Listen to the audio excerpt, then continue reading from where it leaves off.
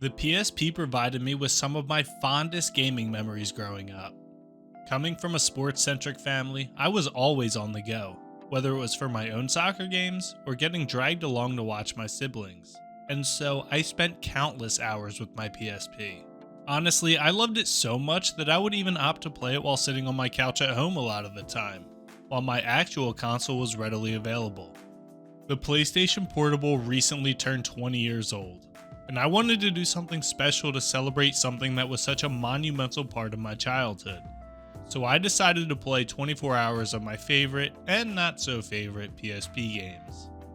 I started this 24-hour journey with the PSP game I felt I spent the most time with, and that was Medal of Honor Heroes.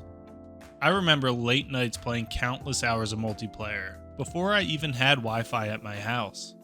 I remember teaming up in online lobbies at my friend's house since he was the only person I knew at the time that had Wi-Fi. I feel like I'm really aging myself here. Yes, I remember a time before Wi-Fi.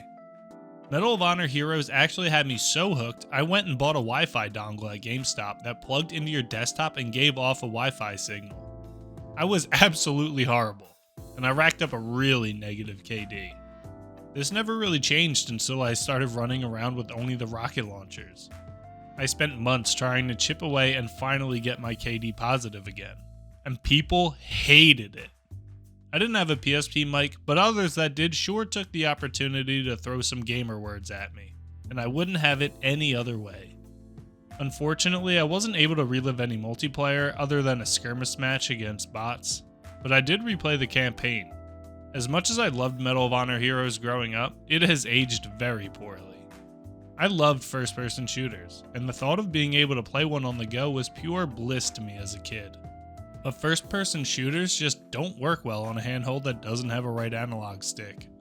You actually aim your reticle with the face buttons, so it's incredibly clunky. The AI will also just continuously run back and forth past you and your teammates, which is frustrating when you turn like a snail and don't have much control over your reticle. It was nice to have a little walk down memory lane, but I was happy to move on after finishing the 3 or so hour campaign. Next up, I went with a little palate cleanser, something short and sweet to dip my toes into. So I played a quick match of FIFA 07. I played a lot of sports games growing up, and I played soccer my entire life, so being able to play FIFA anywhere was a game changer. Sports games on the PSP were hit or miss, since they were always scaled back versions of their console brothers. But I sunk a ton of time into manager mode here. I really enjoyed playing online ranked matches as well. FIFA was one of the few games I could go online and have a winning record in. I don't play much FIFA anymore, but I still dabble here and there, and it was fun to see how far the franchise has come since 2007. But after one quick match, I decided to move on since there wasn't a whole lot of depth to FIFA on the PSP.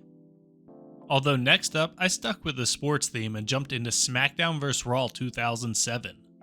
I was a huge wrestling nerd back in grade school, and while most fans championed WWE SmackDown Here Comes the Pain, my favorite was always the SmackDown vs. Raw series.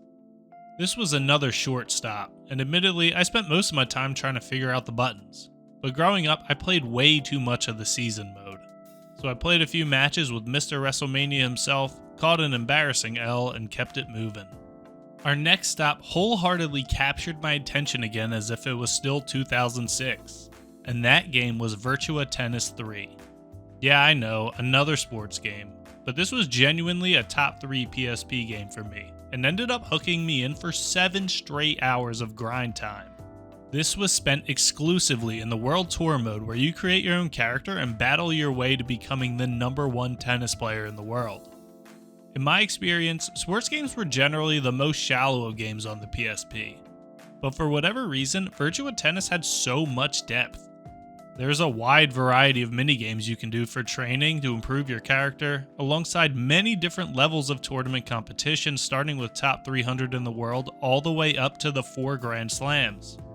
I tend to find my favorite training minigames and stick to those, but there are multiple different levels of difficulty for each that you unlock as your character improves. And there's just something so addicting to see your world rank slowly climb after each tournament match. Obviously, growing up I was #1 in the world and won every single Grand Slam for years on end, but I didn't quite hit that peak in this 7-hour session. I decided to move on to other games once I hit rank 59 in the world, but I have no doubt I'll be hopping back into this one in my free time to conquer the rest of this virtual tennis world.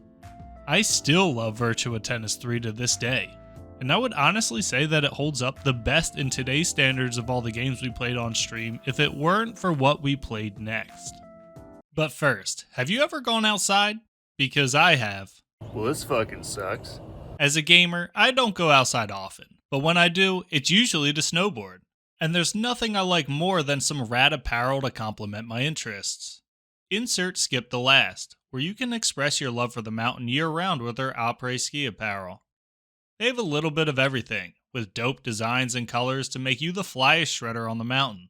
The company is run and owned by my cousin, who has been featured on the channel with the self-proclaimed greatest game battles Ninja Diffuse in COD World War II.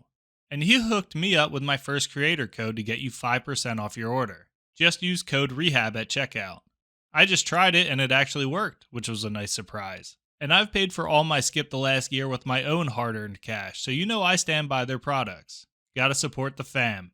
I'd really appreciate it if you gave them a follow on Instagram, checked out their site, and if you find something you like, grab some gear.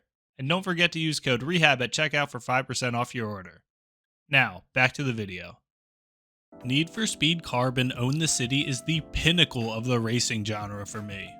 This might be a hot take, but I actually feel like the PSP versions being a dumbed down version of their console counterparts actually works in Carbon's favor here. I feel like I fell off the Need for Speed train once the Xbox 360 generation hit, where they wanted to focus on the free roam aspect of the world. But I've always enjoyed the simplicity of just running through the races. I have beaten the most recent Need for Speed, Unbound, and while I enjoyed the racing parts, I just never liked how I spend so much time just driving from place to place just to start the next race. I feel like Need for Speed Carbon Own the City hit the perfect middle ground for everyone, where you can free roam and drive around the open world to get to the next event, but you can also just launch each race from the menu, which is what I always opt to do. I love that there's a narrative around the races, and even some cutscenes, which just makes the whole package feel like a premium product, which is something I always felt the PSP severely lacked. And there's really nothing like the absurdity behind a good Need for Speed story mode. Want to find out who killed your brother? Well, you better start winning some races. There's a good variety in event types, and I really enjoyed reliving the process of taking over the city in search of my brother's killer. I was so sucked in that I ended up spending 5 straight hours crushing races. I didn't quite end up owning the city, but I can't wait to jump back in and finish up what I have left. This was the experience I had the most fun with during this 24-hour marathon, and I would love to see a new Need for Speed that mirrors this experience. Maybe one of the Switch versions? Or I'll just have to wait for that fan-made Underground 2 remake to officially release. Our next pit stop was initially my most disappointing purchase for the PSP as a kid, but grew into one of my favorites. As I mentioned, I played a lot of FPS growing up and was a huge Halo nerd, so the Halo Killer moniker always caught my attention. But since I didn't have a PS3, I was never able to give Killzone a try. So when I saw Killzone for the PSP, I quickly jumped on that train, only to find out that it was actually a top-down shooter. Killzone Liberation was not at all what I expected, but it was a really fun handheld experience in its own right. I remember it being pretty difficult, and frequently getting stuck on certain levels that I'd have to try over and over before finally conquering them.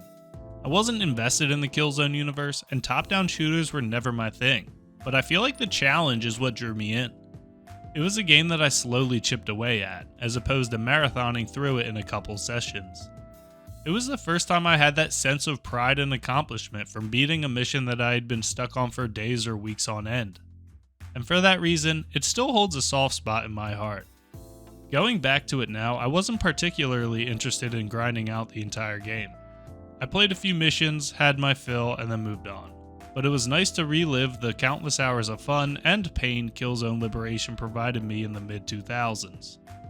Sticking with the shooter theme, I decided to revisit Tom Clancy's Rainbow Six Vegas.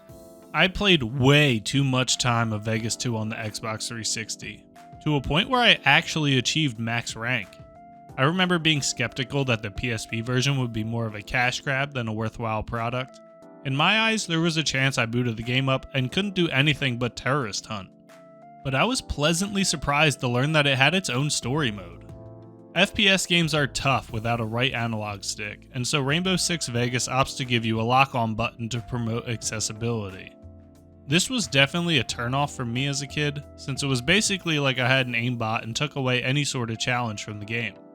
But I was such a sucker for the tactical Rainbow Six gameplay, and being able to play it on the go alongside the replayability of Terrorist Hunt and online multiplayer made Rainbow Six Vegas one of my favorite PSP games.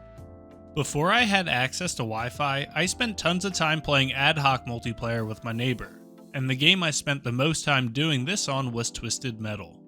It was such a fun, casual battle arena style game that could get incredibly competitive when playing with friends. I remember sitting in my parents' windowsill while my friend leaned out his window so that we could just barely connect our PSPs to play against each other from our own houses. I didn't tend to win much, since my friend was already familiar with the franchise and this was my first experience with Twisted Metal. But I was always down to clown in some vehicular combat. I almost never played on my own, but this was always the go-to when we had a group of friends together and wanted to connect our PSPs for some multiplayer. It was a very unique experience that you couldn't find anywhere else, and always led to tons of laughs. Some arguments as well, but hey, no one likes to lose. After blowing up some cars, I decided to slay some gods in God of War. There were 2 God of War PSP games, and I played both Chains of Olympus and Ghosts of Sparta, and couldn't differentiate the two in my brain. But I jumped into Chains of Olympus for this gaming marathon. Honestly, my biggest memory from God of War on PSP was Kratos clapping cheeks while he really should have been out slaying some divine beasts. But I guess I won't judge. At the time, I hadn't played any of the mainline God of War games, but it seems like the PSP spin-off stayed true to the franchise's vision. The gameplay for the most part was on par with the rest of the franchise, and that was really the best you could hope for. To this day, these 2 God of War games are my only experience with the franchise, but I feel like I didn't miss out. Not that the mainline games aren't great, but I feel like Chains of Olympus and Ghosts of Sparta do an incredible job at providing an authentic God of War experience on the go. And for that reason, these 2 games were some of my favorites. One of the biggest phenomena from my youth was the Street series of sports games, and my favorite was always NFL Street. Other than the immaculate soundtrack, the PSP version kept pretty close to the full console version when it comes to gameplay.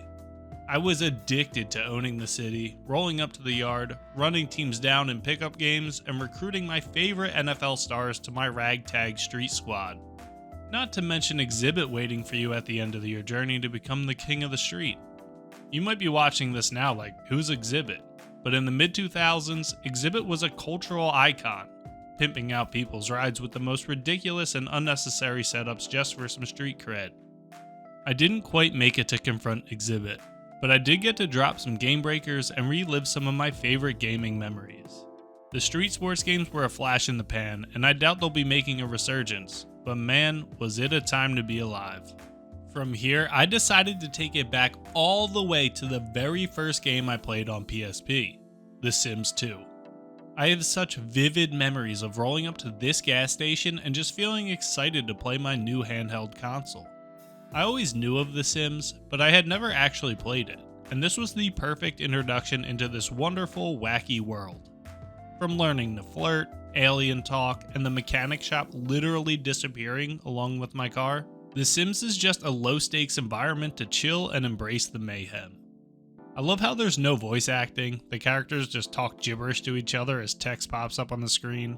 And while I'm sure there's a full story to complete here, I always spent my time messing with people, gossiping, and just being a dick. In this particular playthrough, I mostly ran around the gas station area like, whoa, I remember this, and moved on once I arrived in Paradise Place. While I didn't spend too much time here, I think it's important to remember how it all started. To round out my favorite PSP games, I had to play at least one game of Road to the Show in MLB 07. I actually never played this series on console, but the PSP version of Road to the Show was everything I could have ever wanted. I always loved being able to create my player and slowly see my stats progress as I grinded out season after season. I was addicted to seeing my name in the record books as I broke seasonal records and fantasized about the day I'd finally break the all-time home run record. Unfortunately, I couldn't get out of my own way. I wanted my stats to be so immaculate that I would routinely reset without saving because I only had 1 or 2 home runs in a game. I remember having games where I'd go 5 for 5 with 5 home runs and being like, finally, a good game. I was on pace to hit 200 home runs in the last season I remember playing. But it was exhausting trying to uphold the standard I set, and so my passion for Road to the Show fizzled out. I was never going to fully commit to this mode in a single 24-hour stream, but creating a character and playing a few games, even hitting a few dingers, took me right back to 2007. With roughly 4 hours left, I decided to dedicate the rest of the stream to games I never played, either because I skipped out on them or because I didn't even know they existed. And my first choice was a bad one. I was a huge Crash Bandicoot guy growing up. The first time I remember playing a console was playing the original Crash Bandicoot on my uncle's PlayStation. I've beaten the Insane Trilogy twice, and even Crash Bandicoot 4 It's About Time. I didn't even know they made Crash on PSP. Unfortunately, I wish I never found out, because Crash Mind Over Mutant was an atrocity. I would have killed for a Crash game on PSP. I even jailbroke mine and had the original Crash trilogy on there. But Mind Over Mutant was a completely different game. It seems like they tried to turn Crash into an open world RPG of sorts, like one of the 3D Mario games. I was hoping it would grow on me, but I did not last long before I moved on to the next one. This was a gross bastardization of a franchise that was once the face of PlayStation. Much like Killzone, the Resistance franchise was always touted as a potential Halo killer, but I never had a PS3 to give the franchise a go. So I decided to try Resistance Retribution. I have zero knowledge of the lore, so I had no idea what was going on in the opening cutscene, but I was impressed by the gameplay. Again, they had to cut corners making a shooter on a handheld that didn't have a right analog stick, but I think the decision to make Retribution a third-person shooter instead of an FPS made me more accepting of the aim-lock shooting mechanics. I'm not going to pretend I was instantly hooked on the franchise, but for a spin-off PSP title, I think this would have been worth experiencing back in 2009. Who knows, maybe I'll add Resistance to the I Never Tried series on the channel. One of my favorite surprises came from Assassin's Creed Bloodlines. I have always loved the classic Assassin's Creed formula. The Ezio trilogy are some of my favorite games of all time, but I fell off the franchise once they became another Ubisoft open-world RPG. So I was delighted to find that there was an Assassin's Creed game made for the PSP. They genuinely did a fantastic job of adapting Assassin's Creed to a handheld without a right analog stick. It was so nostalgic getting to play as Altair again, and the controls were so natural and fluid that it didn't even feel like a compromise to be playing on the PSP. I only played a couple missions, but I will be going back to complete this story. I didn't think I'd be finding a new Assassin's Creed game that actually captured my attention in 2025. Our next stop was the sequel to the game that started our journey today, Medal of Honor Heroes 2. I remember hearing about the sequel coming, but for whatever reason, I just never picked it up despite spending so much time with the original. I think I was just so invested in my multiplayer stats in Heroes that I didn't want to start over in a new game. Heroes 2 didn't have a skirmish mode and I couldn't play online, so I didn't get a taste of the multiplayer here.